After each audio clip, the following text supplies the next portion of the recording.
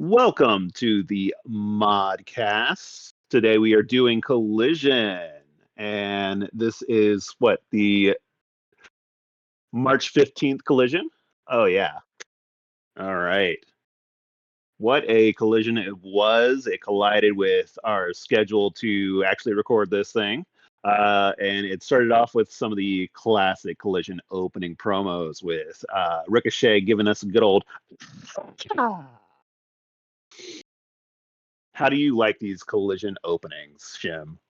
It's just a classic Collision element to the show. I think they always kind of set the mood for everyone. If you're new to the show, if you happen to be finding Collision for the first time, you get to see, and you catch it right at the beginning, you get to see like some faces to even like slightly familiarize yourself with. And I think it just kind of gets everyone right in the mood for the show. And speaking of getting people in the mood of the show and introducing people that are on the show, I guess I should have did that with myself. You got Smoke Bear here, and we have Shim, our illustrious producer and co-host today. Yeah, always happy to help out and love doing these shows. Oh yeah, this is the first time I've done anything like this at all. Uh, but I've always wanted to do a Collision show, or because, quite frankly, people doing Collision out there, they want to do it like right after it happens, and they're already spent on a Saturday night, and they didn't even want to watch Collision probably. You know what I like doing? I love a good old Sunday morning Collision and coffee. How about you? I always watch them live unless there's the few times it's been like on super late and unpredictable times, mostly doing like Oh, sporting yeah. events. I'll watch it like the next day. Typically, I'll watch them live, but either way, I always love watching Collision because it always provides just like banger matches and Right? It's the never sicko disappoints. show. Yeah, it always does. There's a lot of people that do like want more story, and like Collision has story, but you can always watch an episode of Collision and like walk away and maybe be like, that match was awesome to watch. Yes, and quite frankly, why do I watch AEW? It's for the wrestling, man. It's where the It best is. wrestle. So that's what we got. And we did have two of the best starting off today with Ricochet, who said Shibata should have just conceded. And Shibata brought out his phone and said, "Oh, yeah? Well, screw you, Baldy." Yeah. uh I think the ever since Shibata started with that element of using Google Translate or whatever version of vocal translation that he's been doing, uh, it really has brought out, I think, a comedic side to a very serious character. Oh, Um, yeah. And it's not even hurt him one bit either. exactly. No, it's because it only adds to it because he gets to be just like a little bit. It's weird because I feel like AEW does such a good job of having good in ring talent, and there's not as much of the focus of the personality. But when you get those people who are just special in the ring and just like exactly the right amount of personality comes across, it is something special. Oh, yeah. And he's just a naturally fun person to watch in the ring. Just everything he does is fluid. Let's get into this match because I loved it. I saw a lot of lockups and leg work and just, pure AEW American strong style wrestling. Yeah, absolutely. I mean, since Ricochet has come to AEW, like I can't imagine there being someone so natural to come into AEW and just be completely different than what you saw him other places. Oh, Uh, yeah, it's even different than Lucha Underground. yeah, yeah. And I mean, you see Ricochet come in, and of course he comes in as a babyface from the show Mm. into AEW because everyone wants to see Ricochet in here. And then he does the turn, and now he's heel, and I think one of the best heels in AEW. Oh, And then yeah, definitely. And then in this match, you have Shibata, who is super face, and you have them. He's like you said, like a strong style wrestling. Ricochet is a pretty flippy guy, and Oh yeah. these styles just come together so cleanly when you have two people of this caliber facing off against each other. And just like some of the spots that they get to do, where Shibata gets to sit down in the middle of the ring and kind of entice Ricochet Oh to yeah. go into a slap match, and well, Ricochet is not going to win that. I was loving that. As soon as like right before that, they were slowing down for the commercials and everything like that, and then you see Ricochet just explode into this drop kick when they get back, and he just plays the crowd like a fiddle. They start chanting, "You still suck," and then that's right when they get into all that Shibata slapping and just going straight for that dome of his. Mm-hmm. Oh yeah, the normal drop kick spot in the corner where Ricochet stops early, pulls out the Roosh playbook, stops early, and just spins down and slaps Ricochet across the top of the head. Is it the perfect comedic? I wouldn't even say comedic spot, but it's definitely like a expressive moment to be like, this guy's a chump. He's bald. What else is there to say about Ricochet? We hate him. We love to hate him. He's bald. Yeah, I mean that's the gist of it. But of course, the match comes to a high spots back and forth, fighting for position in the ring. They get to a roll up, and of course, Ricochet does cheat to win the match. Yeah. I mean, that match was a foregone conclusion. I don't think anybody was really expecting Shibata to win. No, they teased it on Dynamite and like just showing Kenny and Shibata just staring at each other. And it's like, yeah, we want to see that match, but it's also like Ricochet is probably gonna head up Dynasty with Kenny. Yeah, in our Dynamite review, I think we pretty much all of us had decided that Ricochet was definitely winning this match, if not also winning the match next week. And I think that played out pretty much exactly how we expected it to. But of course, it was a great match to watch between two great competitors. Oh yeah, for sure. The next thing that we had happening, we had the Don Callis family backstage beating up a bunch of. Oh wait, I believe that was that Penta that was getting just tossed around by Brian Cage. If it wasn't Penta, it was probably Hexa. His Wish.com counterpart. Hexagon Obscura. Exactly. Just, I feel bad for those guys. I'll have to talk about that later on when they come back out. But after the Callis family just destroys a bunch of people, as they normally do, we have Timeless Tony Storm coming out with the next chapter of Timeless Tony Storm. Yeah, I mean, I don't know what more you can say about Tony Storm's current character other than she just delivers every time. Like I can't imagine how she was fumbled, whatever you want to call it, and just not propped up. And maybe it was just new environment, she was given the spotlight and was able to excel. But whatever mix of thing that they figured out with Tony Storm, it's truly incredible. It's great. Unreal. Yeah.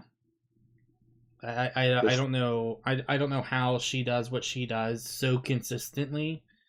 And obviously, in the course of this promo, calling out Megan Bayne for attacking her on Dynamite. But yeah, it's just she can do this every. I don't know if she can ever not deliver in any promo, backstage, live. She just has At such this control. stage, like no, it's just like she's the best women's wrestler in the world right now, in my opinion. Like, some people will say others, and they're probably right, and I'm probably wrong. Oh, no, scratch that. I'm right. Go screw yourself. Let's see. We have, after that Timeless Tony Storm promo, Hobbs versus a very tall Griff Garrison. I'd never noticed how tall Griff Garrison was until I saw him stand next to Hobbs, you know? Yeah. No, I mean Hobbs isn't a particularly tall guy to begin with. No, but he's not short either. That's the thing about him. He's not. I've just never noticed how tall Griff Garrison was. I mean, who's Griff Garrison? But exactly. I think Griff Garrison has been doing some pretty good work. I think he's always been pretty good. You know, even going back to his days of tagging with Brian Pillman Jr. I think he's always been a good young talent. I don't know how old he is at this point. But I think this frat group that they have going on, I think doing some matches both, I'm pretty sure, on the indie scene altogether, as well as in Ring of Honor. I think it works for them. Seeing Preston Vance and Jack Jameson, I think both of those guys have potential and always have had potential. I know a lot of people didn't really like Jack Jameson, kind of mixed up with the Iron Savages, but I don't know. I thought he brought something extra to that team. But I think seeing them there and them being on TV, I think the look of the group is pretty good. Oh yeah, I mean, it's honestly, not to talk about some other companies, but I'm getting like 3-man band vibes, and you know where those guys went after that. Yeah. Well, not to say they didn't go anywhere, but yeah.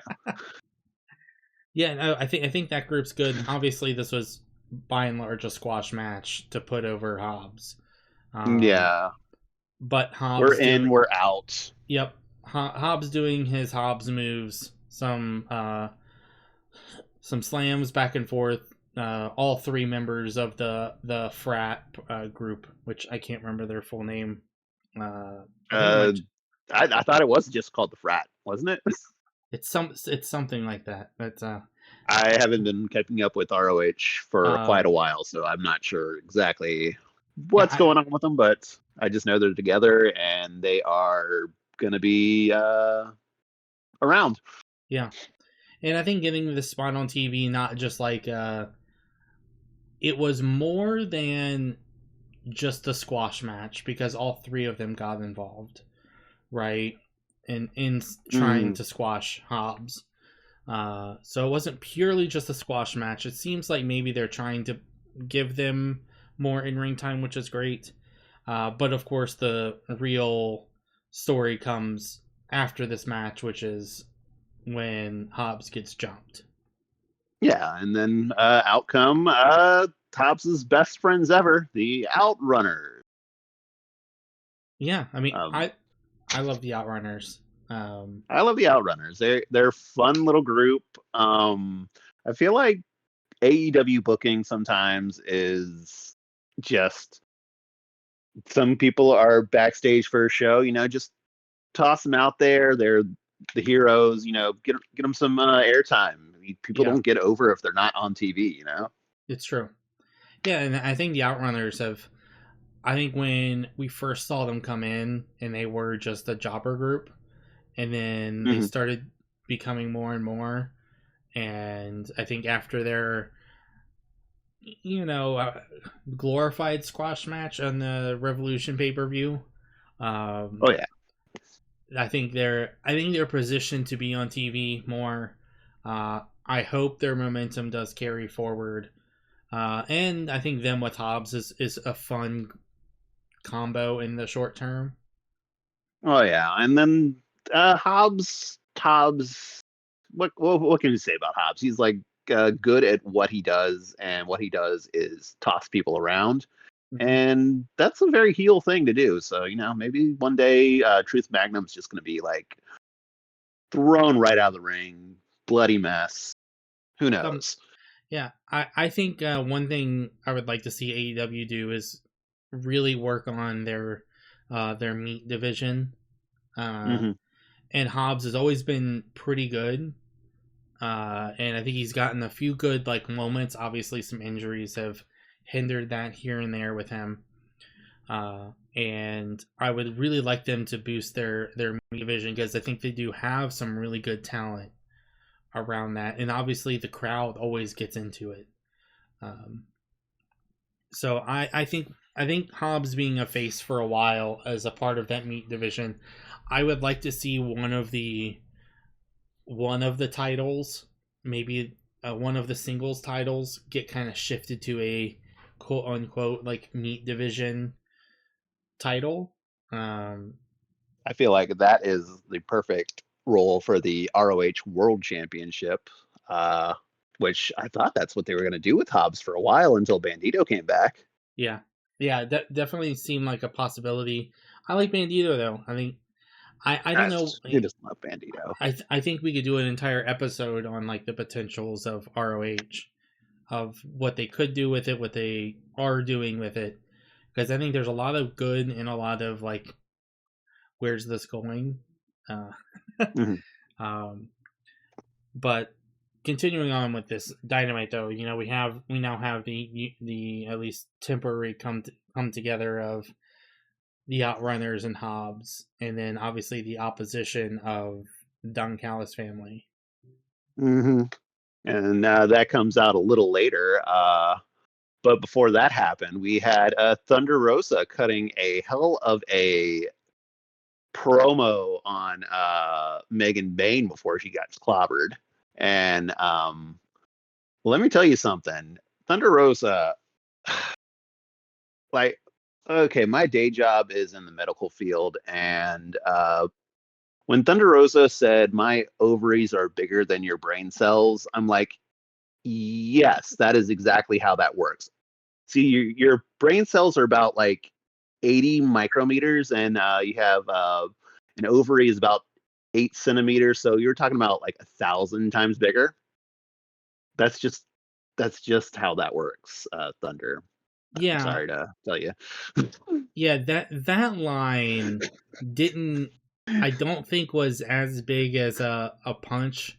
Now, the only way I could somewhat interpret it as being an insult in the appropriate way would be to say my ovaries are larger than like the sum of your brain cells, meaning like Yeah, it's you bigger can than get your at that, brain. but it's like Uh so yeah, it was definitely an awkward even promo. then, Megan Bain is a large woman. She'd obviously have like a large head. Like mathematically, I mean, Thunder, you just got to take a biology class. Yeah, I don't know. I don't think that Thunder Rosa for me has always been very hit or miss, especially after the she won the title. I feel like after she won the title, went away on the injury, had an injury, went away and came back. I feel like she's always been very hit or miss. When she hits, she's awesome, but when she misses, it's just like, I, someone else could be in that spot. Mm-hmm. And sometimes spots just have to be swapped out around, you know? Yeah. Uh, what did we have after Thunder Rosa got her ribs turned inside out for another biology lesson? We had the next spot in the tournament match, Mark Davis versus Mark Briscoe. How did you feel about this one? Uh, Super solid match. I've been a fan of Mark Davis. I think since he came in, I think he is one of those Mm. meat men that isn't quite as obviously a meat man. He's not super muscular. As But he's got beef. yeah, he does. um, and obviously Briscoe is just the one of the guys. Like, he is a top guy. He's happy to be out there and doing his thing. The Um, most beloved wrestler of this generation, in my opinion, Mark Briscoe. Yeah, I mean, I Just don't know how you how do can't. you not love him? Yeah, If you don't like Mark Briscoe, you don't like wrestling. That's just the fact. yeah, yeah. I mean, he Uh, embodies everything that you want in a talent and a personality. And he can put on a fun, entertaining yet hard hitting match. and And that's what this match was, yeah, because we had so many things, so many little things that were just nice happen. Mark decided to do his chair spot on the apron this time. mm-hmm. Oh, just flying, and then Davis tossing Mark around like a sack of potatoes. Yeah, and even before that, I think one of the spots that Mark has done this several times before, but his like diving spot out that he like then flips and kind of rolls off his back onto his feet and like lands on the barrier, like always Mm. looks great. Anytime he gets to do it, because it puts him right in front of the crowd, the front row crowd, and they love it. Like Oh it yeah, is. they were eating it up last night. Uh, we had let's see, Mark was kicking out of that Mark. God, we have Mark versus Mark in this. Mark D, Mark B. Wow, just uh. Anyways, Briscoe took his that pile driver The and pendulum pile driver, yeah. pendulum pile driver and kicked right out of it, and we just kept going and till a surprise, because I didn't see this coming. I did not think we'd see Mark Davis win this match. So it's funny. I was talking in with some people in another Discord, and they were like, "Oh well, this match is a foregone conclusion. Mark Briscoe isn't going to lose this match." And I'm like, "Nah, this is a Mark Davis victory. It's going to be Don Callis shenanigans." Uh, and I would not have bet on it, that's for sure. But yeah, it's not unbelievable, and definitely with the Callis family just being the Callis family, there we were starting to see who the current Mark Davis is. yeah, I was because initially when he kind of came into this group, he was reluctant. And it seems like maybe he just doesn't like Don or the situation, but he's plenty happy just like beating people up, which might just be the situation the character's in, or he is kind of held to do this against his will. Um, yeah, in the end, we do see the shenanigans pop up. Another pendulum Mhm. pile driver does finish Briscoe off. Um, Not very unclean of a finish, but kind of just a knockdown off the top rope interference kind of Yeah. situation. I mean, if you're just tricked into getting your head just drilled into a mat, that's how a match ends, you know? Right. And as it should, man. Like I've been dropped on my head before. Not fun. I haven't, but I can imagine it not being fun. All right. Speaking of the Callis family, they had a another match after this with Brian Cage and Lance Archer, just doing the classic Lance Archer take him out to the ring, Yep. and Brian Cage doing Scott Hall's famous the Fallaway Slam, or as Scott Hall called it, the sack of shit toss. Yeah, I mean, this is the Murder Machine's quintessential squash match at this point. Bunch of jobbers, Yep. including Hexagon Obscuro. Hexagon Obscuro taking the pin too. Yep. And Inhumane. and yeah, so I mean, it is what it is, and then obviously we see a little bit of extra stuff after the match, setting up just some tension between talent. Oh yeah, Mark's quickly right back outside, taking his revenge, and Hobbs comes out right after him, just giving the crowd chaos. Yep. And then what? Fight through the arena, both back through up the ramp and out through the crowd, and just nice fun chaos. Mm-hmm. All right. Then we get a follow-up from Revolution, leading us into whose house? Swerve's house. That's right. He comes out, he cuts a nice, lengthy little promo. How do you feel about it until certain somebody started stumbling out and near the end of it? So I don't right. This is probably one of the bits I did miss a little bit of Ah, because my dog would need to go outside. But what I did here, and I mean, it's always Swerve's always great on the mic, and you know, anytime Swerve is up there, he deserves attention and deserves the spotlight he's gotten. I mean, Swerve is like I've been to AEW shows like live, and if you just like if somebody just says whose house, there will be an endless chant as soon as that happens. It's just gonna keep going and going until the show starts. Yep. He Yeah. he's the highlight of AEW. Yeah. I He's mean, the man. I think he is the male Tony Storm in terms of popularity. You know, and arguably a similar journey of where they started and where they came from, and you know how they came over to AEW and was then utilized. I am definitely looking forward to Mox Swerve. I don't think Cope's winning on Dynamite. Yeah, I think. Uh, Yeah, I definitely think it's going to be Mock Swerve uh, at Dynasty. I think the street fight is going to be just shenanigan fest. oh yeah, Um, you know, I think we see one of the most overbooked matches on TV that AEW has had in a long time. With oh that, yeah. because I think we do see potentially the return of some of the Death Riders.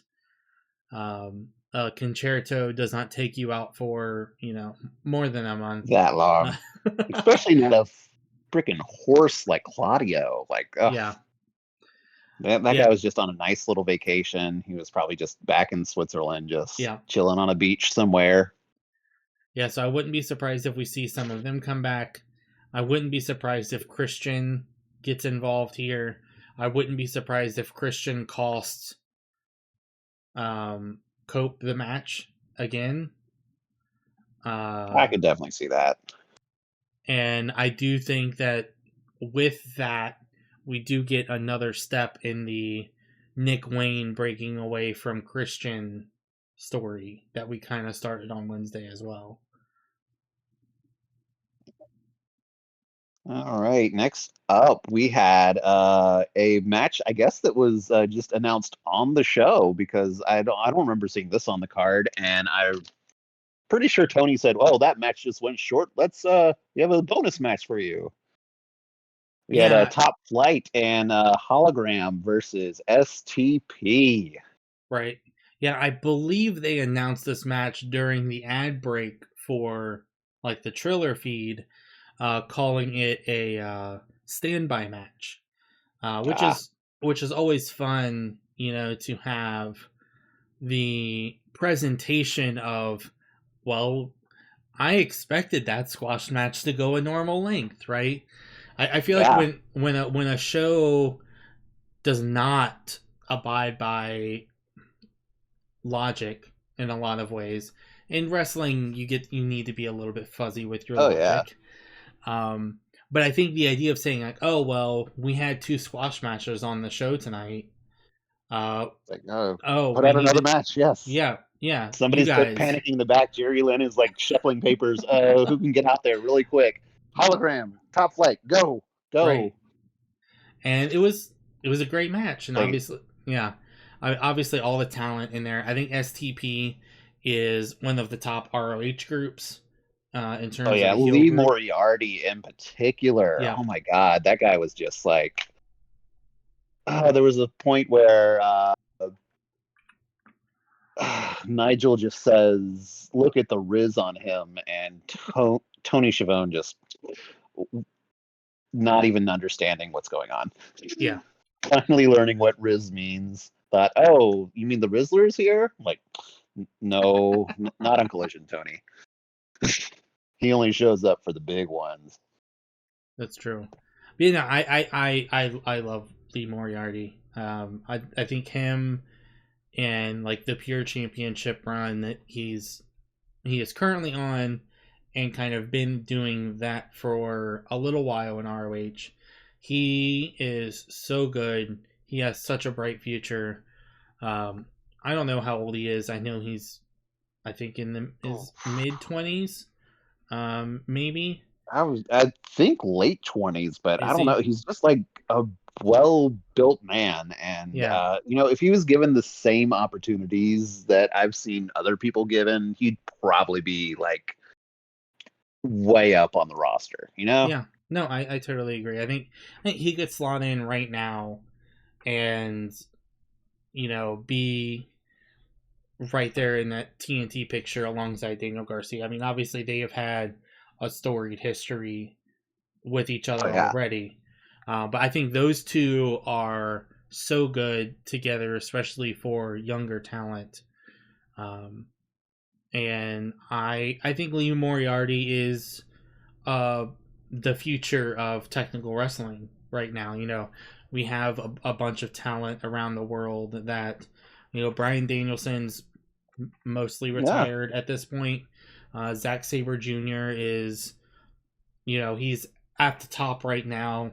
He probably doesn't have It's I many don't want to years. say it, but I feel like where is Zack Sabre Jr. going after this? Because like he just hit the top of his game, and now he's gone from New Japan. Like Yeah. wow. Yeah, I don't know where he, does he do just some more shows here and there? I can't imagine him going to the Fed.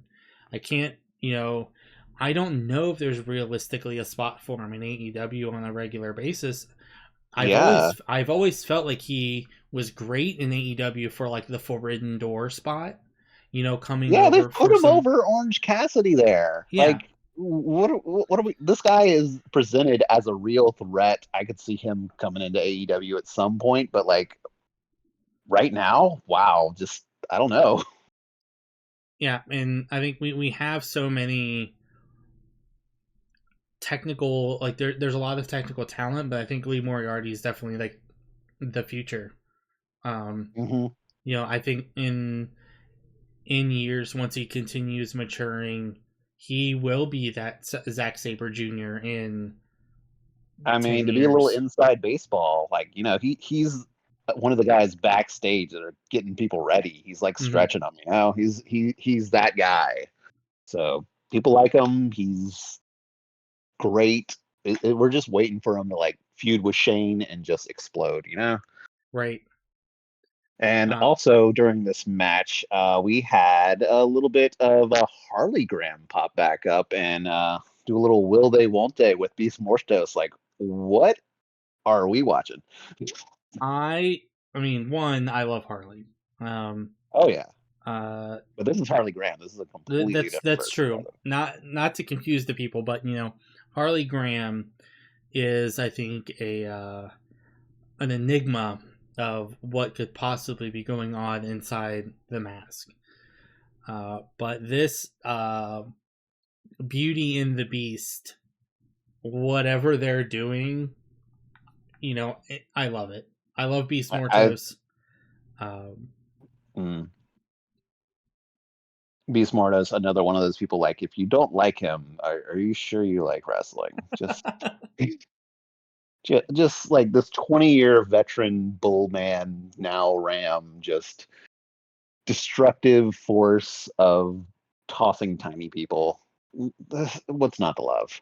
and one, if he could wrestle without that mask, and he would be like adored.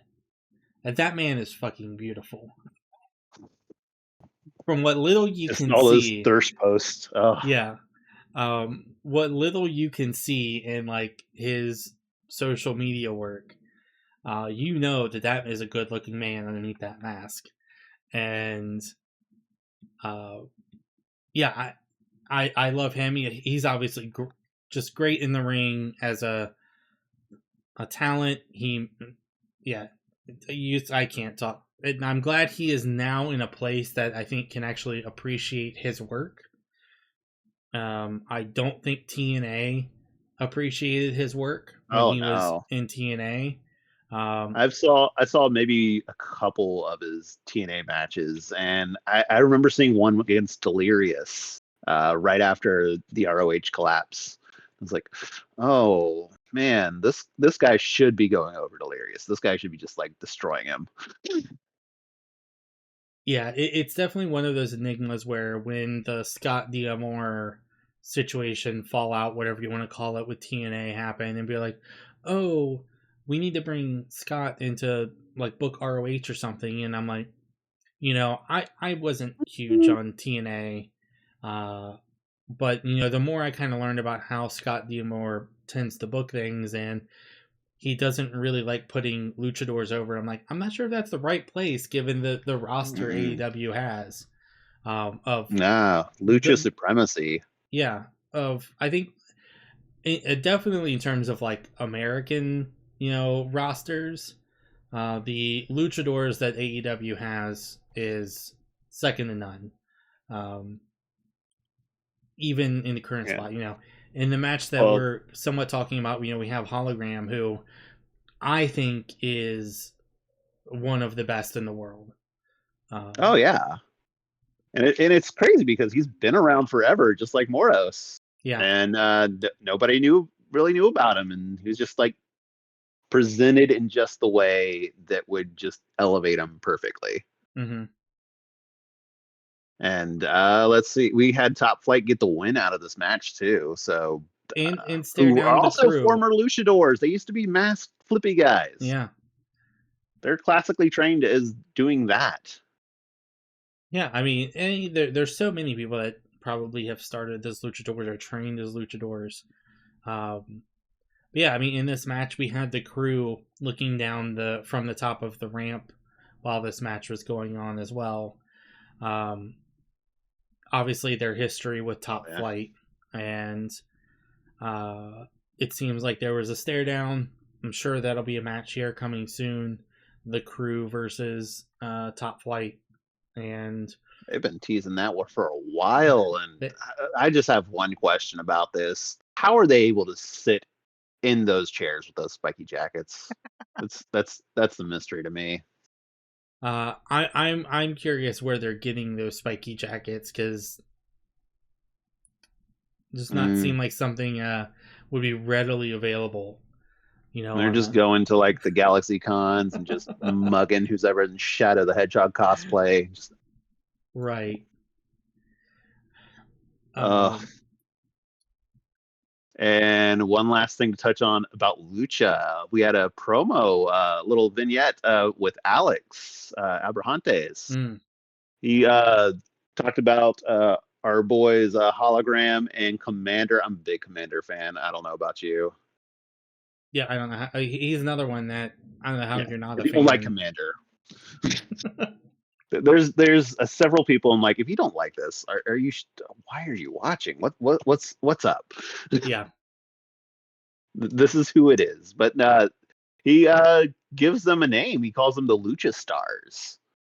And I gotta say, I think Gravity is in shambles right now because the space theme, that's his thing, and he's just sitting at home with no mask, his family crying over Chris Jericho, as they should.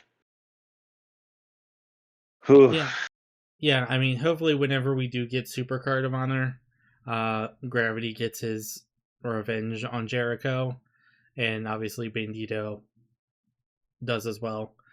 Yeah, in terms of the Lucha Stars, it's a fine name. Solid little name. Yeah, I'm not like super sold on it, but they are stars and they are luchadors.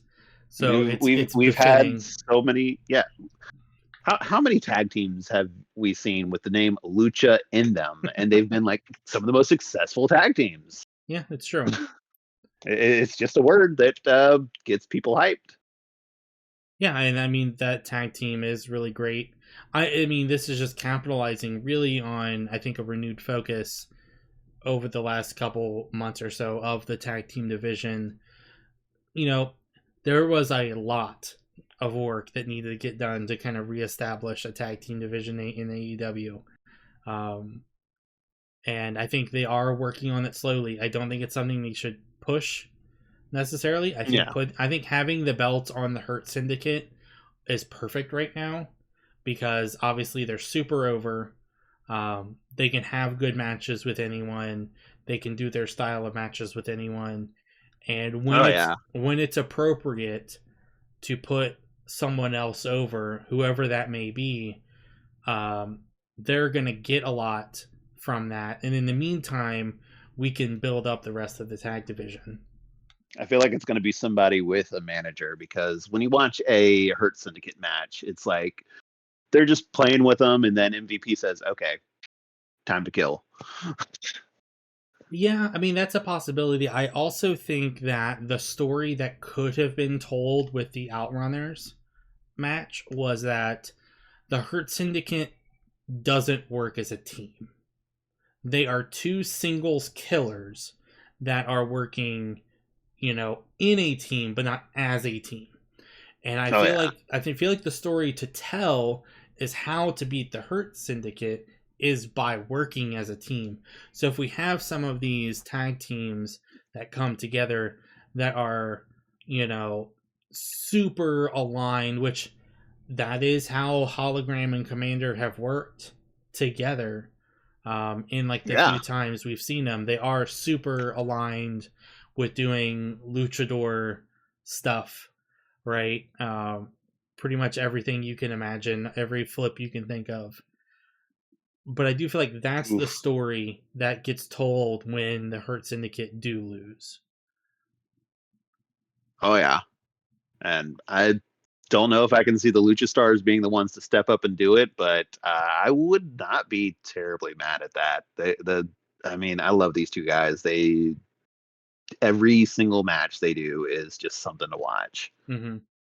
Absolutely. And our next match that we had was the women's match. It was Megan Bayne coming out and Thunder Rosa just throwing herself at her. Yeah, I mean, obviously Thunder Rosa was beat down earlier in the show. It was, I don't want to say it was a one-sided match, but you knew who was walking out of that match. Oh yeah.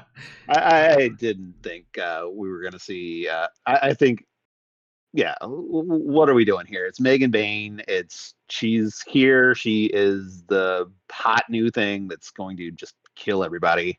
And there's this whole one point where Thunder Rosa was just getting her spine driven into the barricade right in front of a little girl, and she was like, just having the time of her life, Yeah. This is what wrestling is about. It's about corrupting youth with violence. Yeah. Yeah, I don't know, and as someone mentioned this earlier, I don't know if Thunder Rosa can get over like a face again as she used to be able to. I don't know if I can agree with that because watching this match, you mentioned Thunder Rosa can be hit or miss. I want to say this match was a hit for Thunder Rosa in general, even though it was just this Megan Bayne bullying her match. Mm-hmm. It was definitely a good Thunder Rosa match. I'm not trying to downplay that, but I don't know if there probably could have been a couple other people in that Thunder Rosa spot that would have been better. But then again, do you want those people to have lost that match? That's always the booking question. That's true, right? Too. Like, do you want to put Harley out there and just get her creamed? Like, no, just sneak her away and like put her put her somewhere like else. Maybe put a mask on her or something, Maybe Right. hide her. Yeah. Or yeah, in my mind, I'm thinking like Willow is always a super baby face and can come back from a loss, Oh but yeah. she's. Oh, did we just do that? Did we? Oh no, we didn't. No. I know Statlander had a match against Bane. Yep, and we're getting that again next week. Right, but I don't hate that because that match was awesome. I'm a Yeah. huge Stat fan.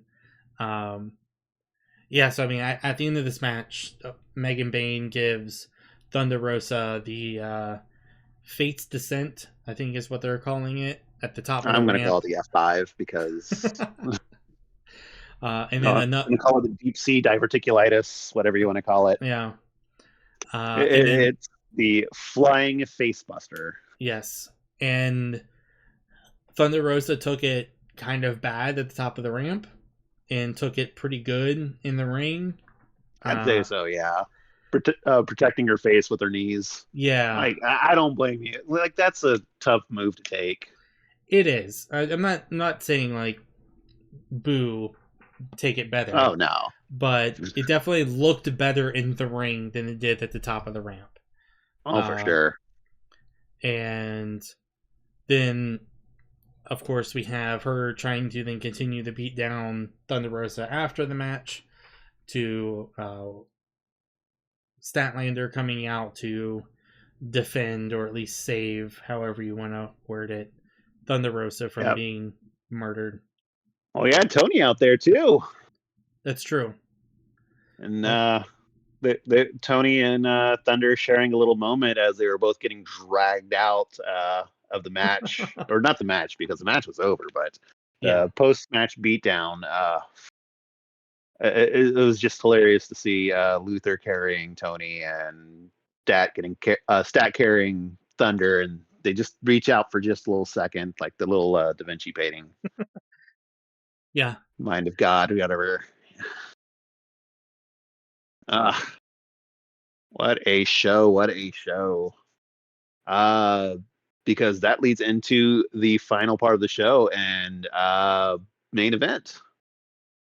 And I gotta say, I loved it. I was right when we got to that. I was like, I know this is what I'm here for. This is Rock and Roll Express, Midnight Express. This is the tag team versus tag team face off. Everybody's here to dance. Yeah, I mean, going back to revitalizing the tag team division, these are 4 men that are doing just that. Being able to present you with a, I don't know how long exactly the match was, but it was. It was almost the full 20 minutes. Yeah. They were going to. They almost teased a time limit draw because of how it was going. True. Yeah, that's right. So yeah, let's just say like 17 minutes. Yeah. And it was solid from start to finish. There was one little shaky start or one part in there where it looked like maybe there was confusion of which side Dax was supposed to hit. I think Cash had Kyle lifted up. And but other than that, Cash was just holding him as he turned him to the right position. But other than that, this match delivered hard hitting, good tag team moves, some saves. I felt like I heard a tag team wrestling chant at some point during this match. I know I heard "Fight Forever" after they called the time. After they called the 15-minute time. Right. There was this nasty cut Dax got on his chest, and I was like worried because opposite of him was Roderick Strong, and let me tell you about Roderick Strong. He loves to chop, so I always feel like we're gonna get a whole Gangrel entrance with Roddy just like destroying his chest if they decided to do that. Yeah. I mean, FTR is not afraid of blood either. Oh yeah. And I mean, all 4 of these guys are hard hitters. God, I since can close my eyes and think of Briscoe's FTR dog mhm. collar match. I'm like, oh, can I just see nothing but red? Yeah, that match was once in a lifetime. Greatest of all time. And yeah, but then I think FTR, I think even from the early days have been a Collision staple. Oh yeah, Um I mean they love to work the weekends. yeah, I mean you go back to like I don't remember if it was episode like 2 or 3. It was very early on when they did this 60-minute classic against Jay White and Juice Robinson. Oh yeah, that And was it's just my God. these guys deliver whenever's needed. You know, you can sometimes get a little tired of Dax's promos. I know I do. Um, but in terms of an FTR match, I'm never getting tired of them because they're always good. They're always hard hitting, and they flow really well. Mm. And then on And the that's what this match did. yeah, and on the other side you had I don't know if they have a more official name than the Undisputed Kingdom at this point. Uh, I don't know if Kyle and Roddy have a tag team name subdivision under the Undisputed I Kingdom. think they're just. I don't even think they're the Kingdom anymore. I think they're just undisputed Oh, maybe. Yeah, I don't know. because Yeah, I we guess. don't see certain members of this undisputed kingdom anymore, and that's a little interesting. But it's what it is. Yeah. Well, I was talking to the people and like being like, hey, I really liked Red Dragon when Bobby Fish was around before Roddy Strong had Yeah, joined, and I enjoyed and Bobby Fish when he was with Kyle. I thought Red Dragon was really good. yeah, Uh, Red Dragon's really good, and you know what? I think Roderick Strong is way better. I would agree. I feel like Roddy Strong comes off a little bit more as a singles person, but Yeah, and he's been like, oh my God, what, since 2005? Like this guy who just chops back breaks and right. always been a highlight of a show Hmm. on anything he's been. Yeah, I do the screaming promo character. I could do without at this point. Um, it was funny when he was like a heel or And more. now what Oh, is he? It's just this guy who screams sometimes. yeah, Like, oh, yeah. do you need therapy, sir? Right. That's the only thing I think Probably you're a is wrestler. yeah. That's the only thing I think is a little weird for me, but that's such a minor nitpick um, with this against this otherwise awesome team. And during Yeah, this match, we had Adam Cole and Daniel Garcia on commentary. Effectively having a whose friends are cooler um, oh yeah. vocal bout over commentary, with Daniel Garcia being pro FTR and obviously Adam Cole being pro undisputed folks. We don't see that a lot either. We don't see two opposing people hopping up uh, to be third and fourth chair on the commentary. Right. No, I think it was a really good spot. Obviously, that's a match, I think, next week. Cole Yes, versus I believe so. Garcia for the TNT Championship, which I think Cole is going over in that match if I was to predict it. Um, It's a fair bet. I don't know if I'd take it myself because it is on Collision, but it is after a big game. True. Yeah, yeah. I guess talking about that, next week's collisions are going to be split. It's 2 1-hour episodes, from my understanding, Wow. um, and it's going to be on Saturday and Sunday night at tentatively 11 p.m. Eastern Standard Time, uh, or daylight save Eastern, whatever the correct time description is. or more likely whenever the tournament is done, the NCAA March Madness tournament, which always tend to go long. Anytime they have these preamps on TV, I always assume it's going to be at least 30 minutes more. But I think it's a really interesting strategy on AEW and Warner Brothers. I don't know who decided to do this, splitting it up between Saturday and Sunday night, and but definitely maximize. They've had great success previously in getting people who continue watching the channel after their sports games end. Well, it's WBD, so I mean, if it goes good, you blame Bugs Bunny. If it goes poorly, you blame Daffy Duck. That's all I can say. Yeah, pretty much. But I think it's going to be very interesting. Obviously, it's a little annoying being the wrestling fan and being like, well, I don't know when my show's going to be watchable. Yeah. And I'd say this was a watchable Collision at least. Like, I enjoyed it thoroughly. I hope everybody else did as well. Yeah. I mean, for me, Collision barely ever disappoints. I never walk away from a Collision being like, well, I didn't need to watch that. Oh, yeah.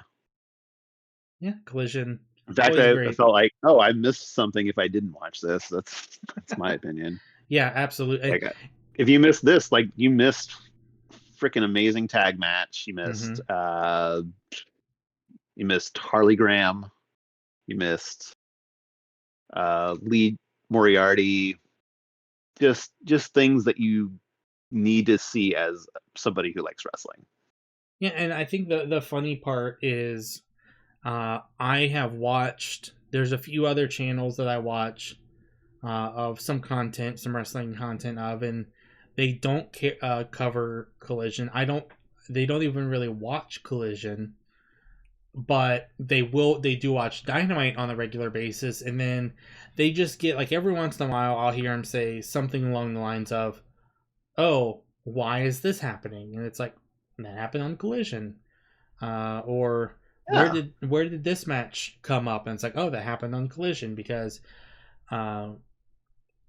one of the things that I think AEW does, for better or for worse, is the two shows as they are right now are one continuous story. Yeah. Things happen that lead to another show, like, and then people won't watch a show and they're like, why is this happening? Because it happened on a show. Well, I don't watch that show. Why shouldn't it happen still? Right, exactly. Yeah. And I think that's ultimately a symptom of other companies being like, oh, well, I have two shows, and those two shows are separate shows. Well, good for them. I don't watch them. Right, I agree. But yeah, I think that does cover everything that we. That does cover everything. I can't think of anything we missed other than no, we even covered I think the debut of Hexagon Obscuro. Absolutely, looking forward for him to probably never show up again. Oh, I hope he does. I want to see that guy. I like a little bit of a samurai kind of looking luchador. True. Give me that, because the only one I get normally is Excalibur, and he doesn't even wrestle. Yeah, that's fair. All right. I guess we'll see you guys some other time for Collision. Thank you for tuning in. Yep. Have a good night, everyone, or good morning, or whenever.